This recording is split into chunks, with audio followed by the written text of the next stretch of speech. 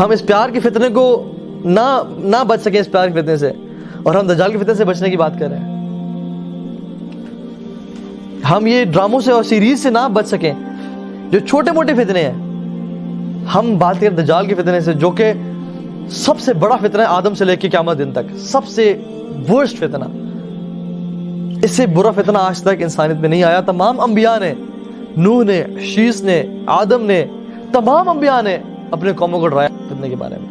Imagine اس دور میں، کائنات کے شروع میں، شیس علیہ السلام کہہ رہے ہیں کہ میری قوم ڈر جاؤ دجال کے فتنے سے، بچا لینا اپنے آپ کو. تو یہ بڑا برا دور ہے.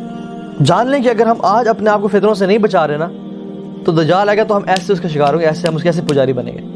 جب یہ چھوٹے موٹے گیمز ہیں، جب یہ چھوٹے موٹے پرابلمز ہیں، ہم ان کو نہیں بچا پا رہے، تو کل جب بڑا مسئلہ آئے گا نا تو ہم اپنے آپ کو نہیں بچا پائیں گے. اور اپنی نسلوں کو بھی خدا نہ خواستہ ہم اصلی نسلیں تیار کر رہے ہیں جو دجال کے فالوورز بن جائیں گی اور اس کی پوچھ رہی ہوں گی، اس کی اطاعت کر رہی ہوں گی، اپنا ایمان بیچ دیں گی.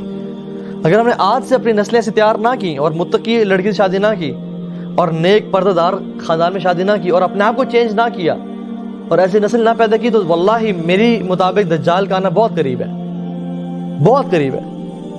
اللہ کے نبی نے اپنے آپ کو ایکسکلوڈ نہیں کیا، کہا کہ اگر دجال آ گیا اور میں موجود ہوا فَإِنِّي حَجِيجُ I'll take care of you guys، میں تمہیں بچا لوں گا. لیکن اگر دجال آیا اور میں چلا گیا وہ اس دنیا سے، مطلب میرے جانے کے بعد آیا، فَكُلُّ امْرِئٍ حَجِيجُ عَلَى نَفْسِهِ، تو ہر بندہ اپنے آپ کو بچائے، پھر ہر بندہ اپنے آپ کو بچائے. اور صحابہ تو امیجن کرتے کہ بس دجال اور اپنے آپ کو پکا رکھتے.